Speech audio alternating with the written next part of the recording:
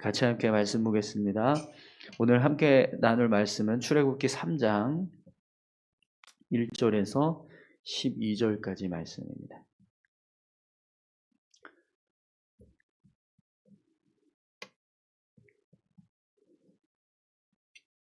출애굽기 3장 1절부터 12절까지 10절까지 10절까지만 보겠습니다.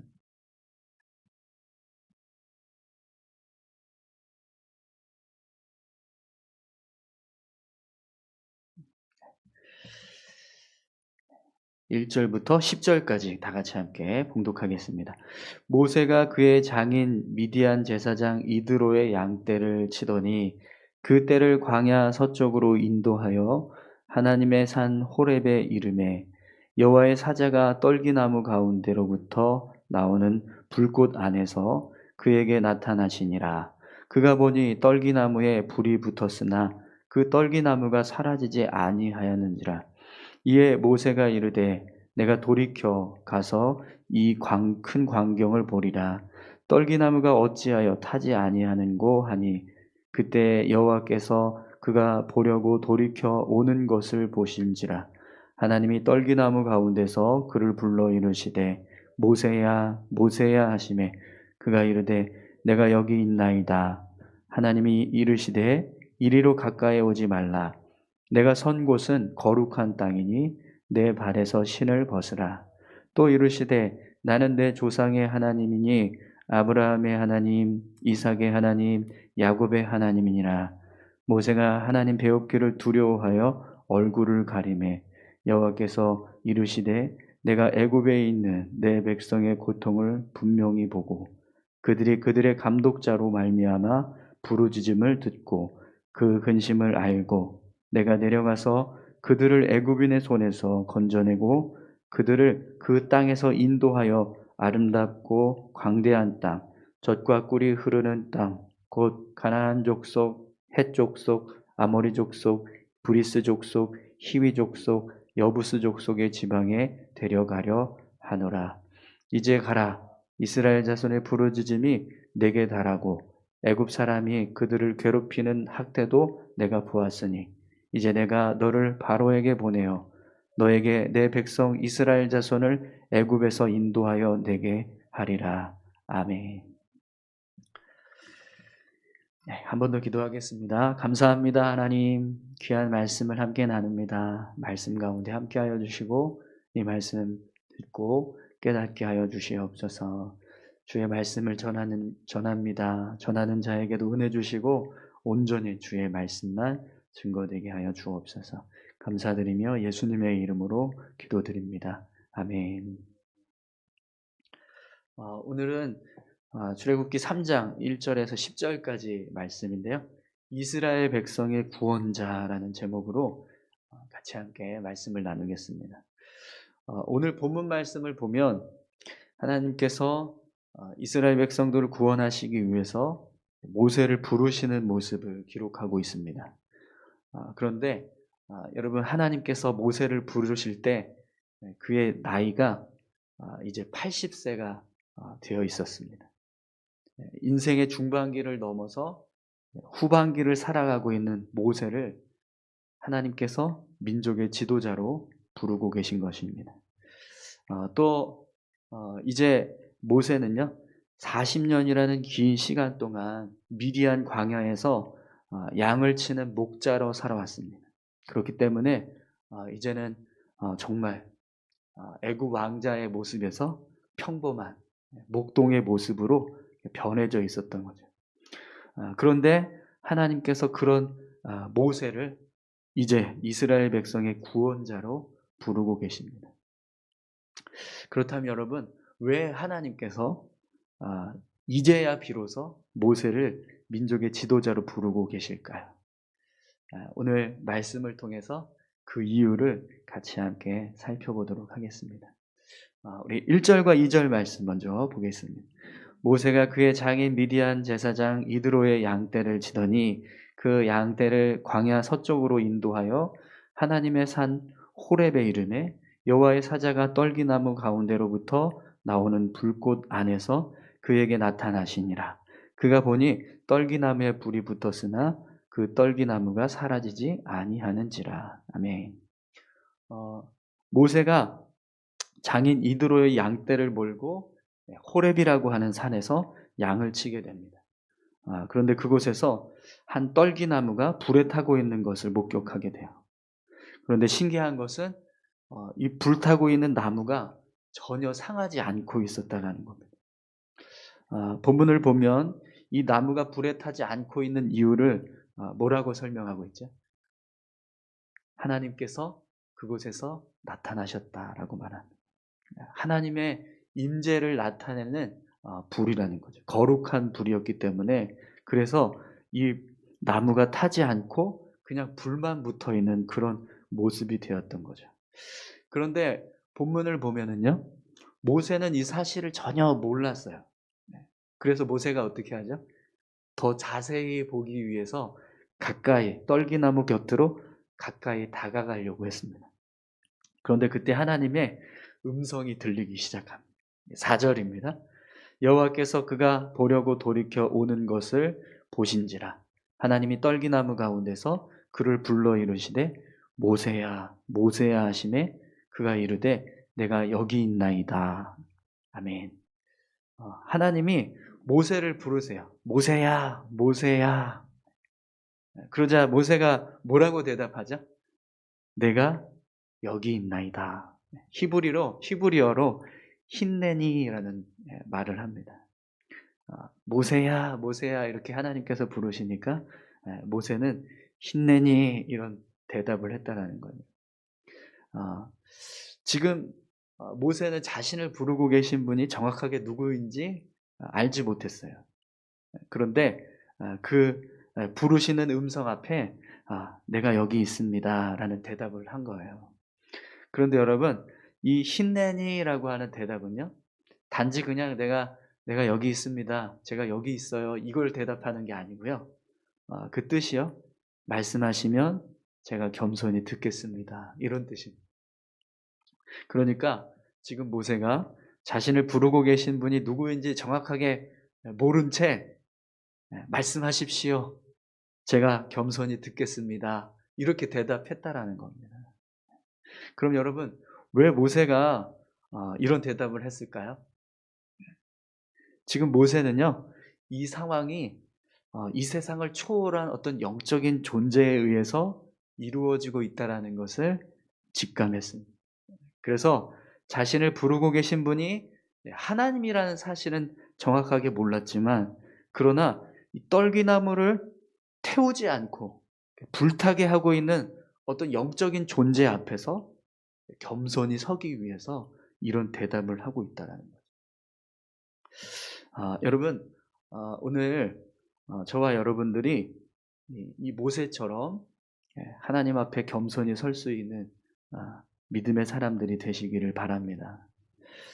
여러분, 모세는요, 지금 자신을 부르고 계신 분이 정확하게 누구인지 모른 채 그저 영적인 존재라는 이유만으로 그 앞에서 겸손히 서려고 했습니다. 그런데 우리는요, 우리를 부르시는 분이 하나님이라는 사실을 잘 알고 있습니다. 그렇기 때문에 우리는 더더욱 하나님 앞에서 겸손히 설 수 있는 사람이 되어야 합니다. 하나님은 떨기나무에 불을 내시고 타지 않게 하실 뿐만 아니라 이 세상의 모든 만물을 창조하시는 창조주이십니다. 아멘이신가요? 네.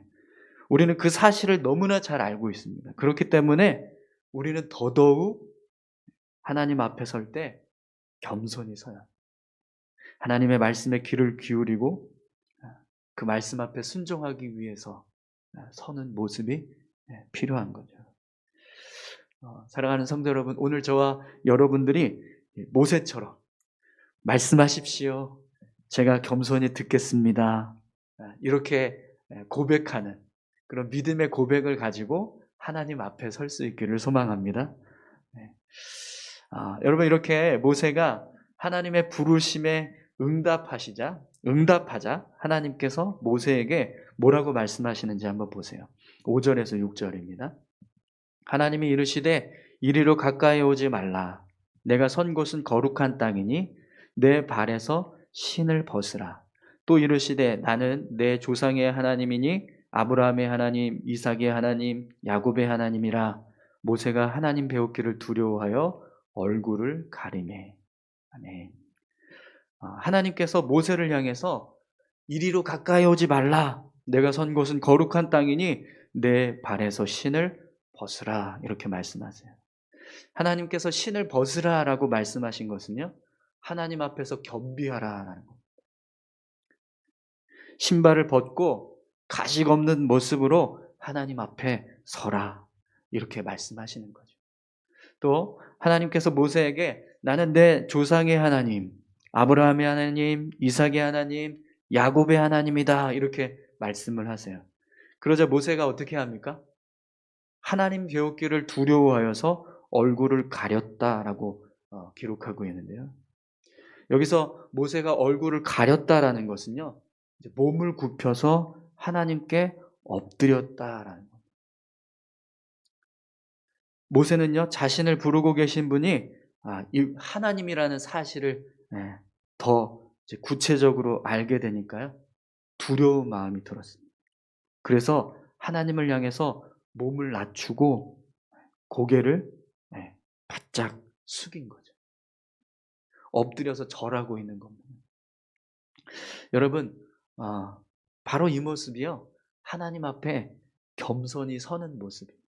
우리가 앞에서 모세가 하나님 앞에 겸손히 말씀하십시오. 제가 겸손히 말씀 듣겠습니다. 이렇게 대답했는데, 그래서 그 모습이 하나님 앞에서 겸손한 모습이라고 했습니다. 그럼 여러분, 어떤 모습이 하나님 앞에서 겸손한 모습일까요? 우리가 하나님 앞에서 겸손하게 서 있는다라는 것은요, 하나님을 향하여서 가식 없이, 우리가 어떤 마음을 감추거나 속이거나 하는 그런 가식 없이 온전히 하나님을 경외하면서 하나님을 높이고 경배하는 모습, 그 모습이 하나님 앞에 겸손히 서는 모습입니다. 여러분, 이제 모세는요, 허리를 굽힐 수 있는 사람이 되었어요. 애굽의 왕자로서 세상 권력에 취해서 사람의 생명을 함부로 해칠 수 있을 만큼 그 교만한 자였지만, 이제 허리를 굽히고 엎드려서 절할 수 있는 겸손함을 가질 수 있는 사람이 되었다라는 거죠. 하나님은 그런 모세의 모습을 기다리고 계셨습니다. 그래서 이제 그 모습을 보시고 민족의 지도자로 부르고 계신 거죠. 사랑하는 성도 여러분, 하나님은요, 겸손한 사람을 사용하세요. 자신의 힘과 능력을 의지하지 않고 겸손히 하나님의 말씀에 순종하는 사람을 도구로 사용하십니다. 오늘 저와 여러분들의 삶에도 하나님 앞에 이렇게 겸손히 설 수 있기를 소망합니다. 내 힘과 능력을 의지하는 것이 아니라 하나님의 힘과 능력을 의지하고 또 하나님의 말씀에 겸손히 순종하면서 믿음으로 살아가는 그런 귀한 모습들이 우리 가운데 있기를 간절히 소망합니다. 여러분, 이제 하나님께서 모세를 부르신 이유를 이제 구체적으로 설명하기 시작합니다. 7절, 8절입니다. 여호와께서 이르시되 내가 애굽에 있는 내 백성의 고통을 분명히 보고 그들이 그들의 감독자로 말미암아 부르짖음을 듣고 그 근심을 알고 내가 내려가서 그들을 애굽인의 손에서 건져내고 그들을 그 땅에서 인도하여 아름답고 광대한 땅, 젖과 꿀이 흐르는 땅, 곧 가나안 족속, 헷 족속, 아모리 족속, 브리스 족속, 히위 족속, 여보스 족속의 지방에 데려가려 하노라. 아멘. 하나님께서 모세에게 이스라엘 백성들이 애굽 땅에서 고통당하고 있고 그들의 부르짖는 소리를 들었다, 이렇게 말씀하세요. 그리고 이제 이스라엘 백성들을 애굽 땅에서 인도하셔서 가나안 땅의 7 족속에 살고 있는 약속의 땅으로 그들을 이끌어 주실 것이다 라는 말씀을 하십니다. 그럼 여러분, 왜 하나님이 모세에게 이런 말씀을 하실까요? 너가 이 일을 감당해야 된다. 내가 너를 이 일에 사용하겠다.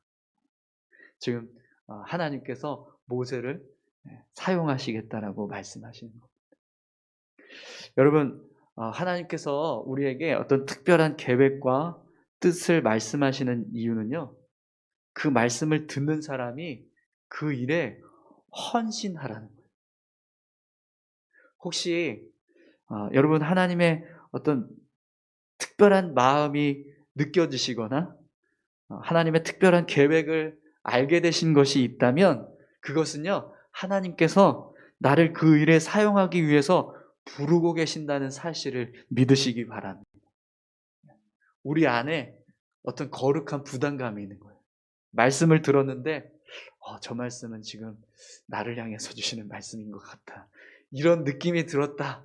그럼 영락 없이 그 말씀은 지금 나를 통해서 뭔가 하나님이 이루시길 원하신다라는 거죠. 그래서 여러분 오늘 9절에서 10절 말씀을 보면 하나님께서 모세를 향해서 이렇게 명령하세요. 이제 가라. 이스라엘 자손의 부르짖음이 내게 달하고 애굽 사람이 그들을 괴롭히는 학대도 내가 보았으니 이제 내가 너를 바로에게 보내어 너에게 내 백성 이스라엘 자손을 애굽에서 인도하여 내게 하리라. 아멘. 하나님이 모세를 향해서 가라라고 말씀하십니다. 내가 너를 바로에게 보내어 내 백성 이스라엘 자손을 애굽에서 인도하여 내리라. 이렇게 명령을 하세요. 여러분 이제 모세는 하나님의 부르심을 받은 민족의 지도자가 되었습니다. 그렇다면 여러분 이 부르심 앞에서 어떤 모습으로 서야 이제 진정한 믿음의 사람이라고 말할 수 있을까요? 네, 하나님 말씀하십시오. 제가 겸손히 듣겠습니다. 이렇게 대답을 해야겠죠? 네. 그런데 안타깝게도 모세는요 그렇게 대답하지 않습니다. 앞에서는 분명히 말씀하십시오.